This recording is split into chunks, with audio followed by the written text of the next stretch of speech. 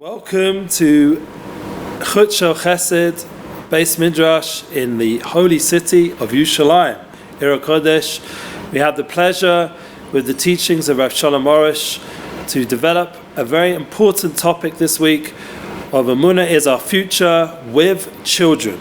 Children, that's correct. Children is something which is our future, our progeny, our legacy.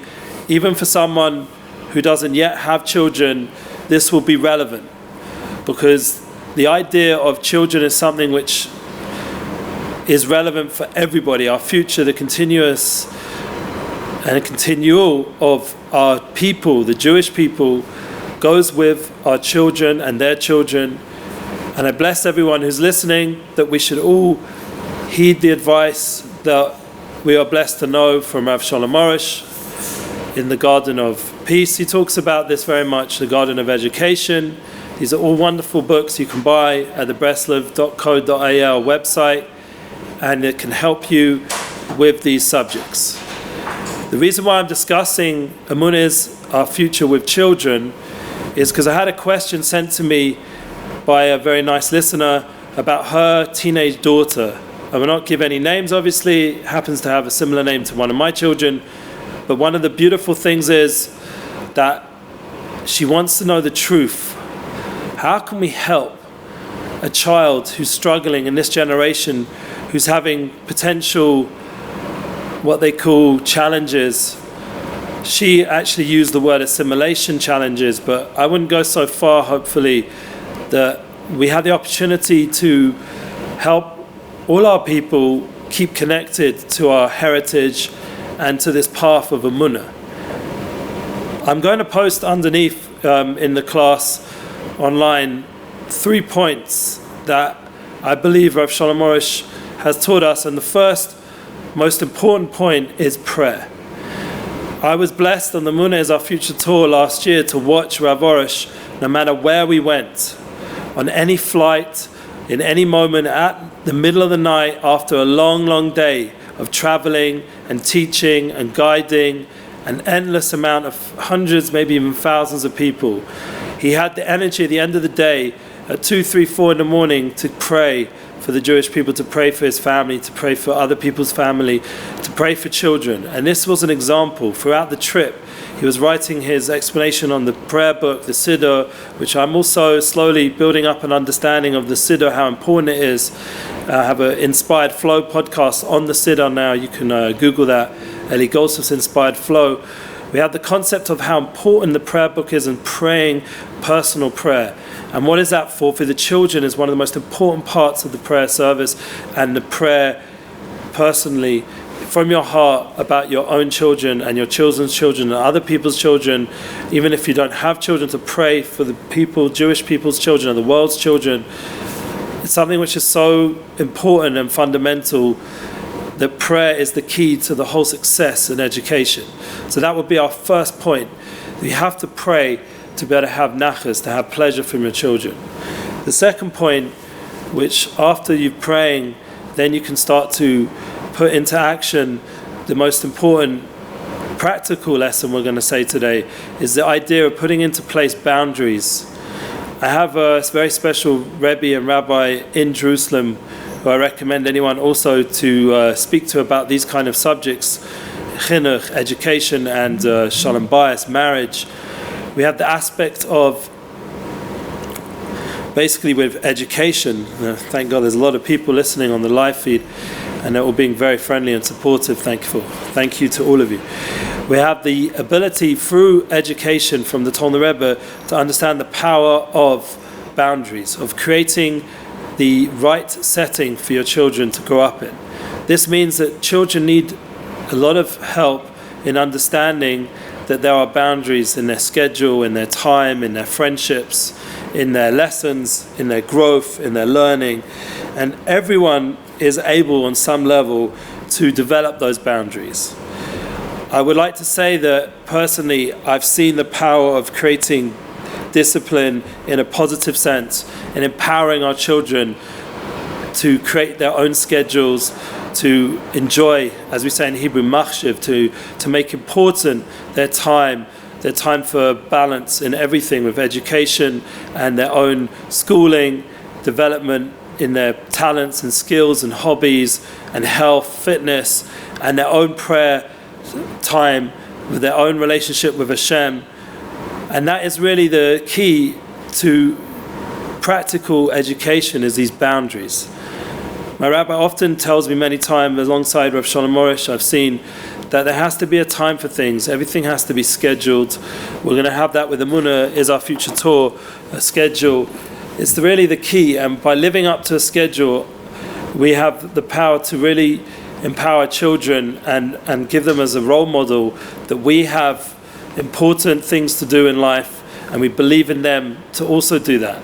We have ability to empower the children, and it's with a heart, it's with love, and it's with care. And Emuna gives us the power to also give them something which is very inner, very deep, and allow them to understand the priorities of a daily life, that it's not just whatever. It's something which is purposeful. There's hashgacha pratis, there's divine providence, and it's guiding everything we're doing, that there is a Hashem, there's a creator, there's a life of purpose, and we have values and goals and schedule and meaning. And this is something which is very powerful, that we can impart to our children through boundaries and scheduling, and through being a role model in all these things. The third most important point in terms of spiritually, I believe, even more than prayer, is to impart joy. This is something very much which my Rabbi, the Tolner Rebbe, and Rav Shalom Arush has given over. Obviously, Rabbi Nachman ben Feiga, Rabbi Nachman ben Simcha. We have the advice from these righteous teachings that we have throughout the books of Garden of Emuna series and all the Breslev Svarim. The power of Simcha.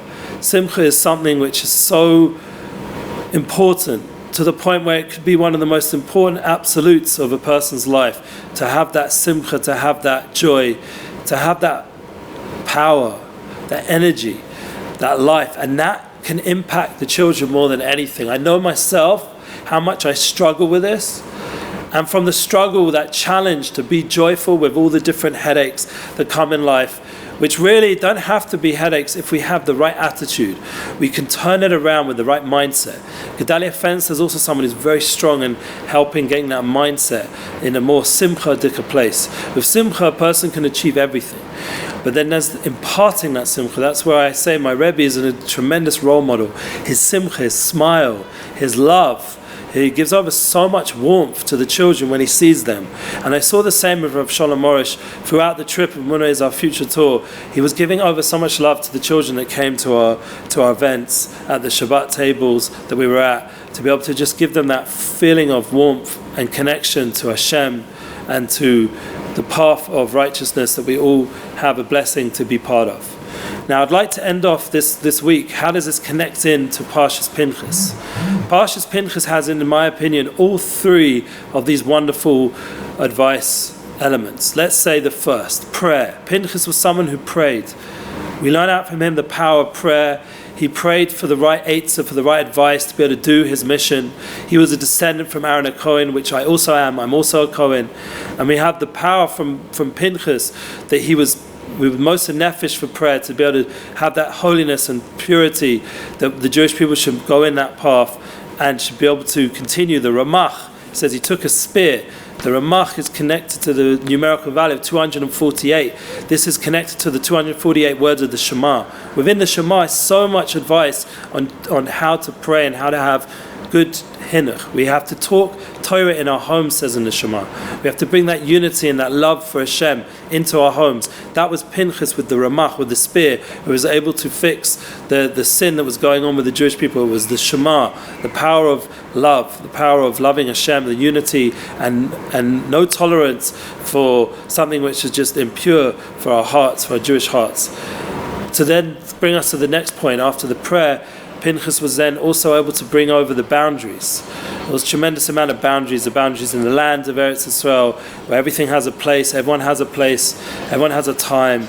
And that brings us to the third point of the Zmanim, the Moedim, the times of Simcha, the times of joy that we see in Parshas Pinchas, that he was meritorious to have in his Parsha Pinchas all the Chagim, all the festivals, the times of Simcha, the times of joy. And that is something which teaches us how to have joy for the rest of the year. It says by Sukkot that our Simcha for the whole year comes through how we keep Sukkot, with the joy that we have sitting in our sukkahs, shaking the lulav and esrog. Who hasn't seen the pictures and the time of saying Hallel, Rav Shalom Arush online or in person, when he's saying Hallel with such Simcha and with such song? And that's something we can bring to you in Emuna is our future tour. When we come, we daven, we have the shacharit, we have the option to daven with Rav Shalom Arush. We have the opportunity to bring that light. So I'd just like to update everyone. We have a lot of developments going on in Emuna as our future tour, and with this we will end. The big news is, one, the Uman. We have the prayer service going on in Uman, Rosh Hashanah. This is very powerful, that we're able to pray in a new shul with Rav Shalom Arush, and not only that, have an English program. Rav Dayan Elgrod has agreed to give shiurim on the Shabbat and Yom Tov, and he will also be translating Rav Shalom Arush in English. We also have myself and Rav Yonatan Balayesh, and a few other very special names that we hope to include in our Uman English-speaking program. The next point I'd like to say as an update is our schedule is starting to look more formulated. We will have to confirm, as time goes on. And we appreciate you reaching out and helping and partnering to help build this tour for November the 3rd. We hope to begin in Toronto, to continue on around the 6th to Miami, to have a wonderful Shabbat with Gedalia Fenton, hopefully the Lighthouse Project before and after Shabbat. And we have the opportunity then continue on, possibly to Houston, but more likely straight to Mexico. And from Mexico, we'd like to be there for a few days, and hopefully with Jonathan Galed will be there with us, translating throughout this part of the trip. And then we will head into the next part of the trip of New York. And Rav Elgrod, Rav Dayan Elgrod, has agreed to translate, and we'll be staying Shabbat Project in Monsey, we hope, and also speaking with Chazak, hopefully, and Eish Kodesh, and other such wonderful institutes in New York and throughout that area in New Jersey, New York. And we hope then to climax the trip, if possible, maybe one more location yet to be confirmed, possibly Chicago, possibly LA, possibly a few other places people have requested, but with that we don't know. The other good news is, and this will be my last point, that we have the opportunity to bring Rav Elgrod, as he was with Rav Natan Arush, to South Africa. He was just recently there. We'd like to bring Rav Arush to South Africa in the new non-Jewish calendar 2020 after Hanukkah, and we'd also like to bring the wonderful Rav Arush to other locations such as this. But first, Rav Elgrod and Rav Natan Arush are available for many locations. We are not confirmed yet where, but possibly London and possibly Singapore, Hong Kong. It's up to you guys to reach out, and we'll make these trips a reality. The Emuna is our future tour is growing, and I hope this was helpful with your children. May you only see Nachus and good health and happiness. And for those who not yet have children, should have children. Those who are not likely to ever have children, God forbid, they should be able to help other children and to help build this place of future, this world, to be role models of simcha and joy, and to see Emuna as our future in Yerushalayim, in the land of Emuna, with all our children and families together, with all the generations dancing Mashiach Sekenu B'Mehevri Meinu Omen.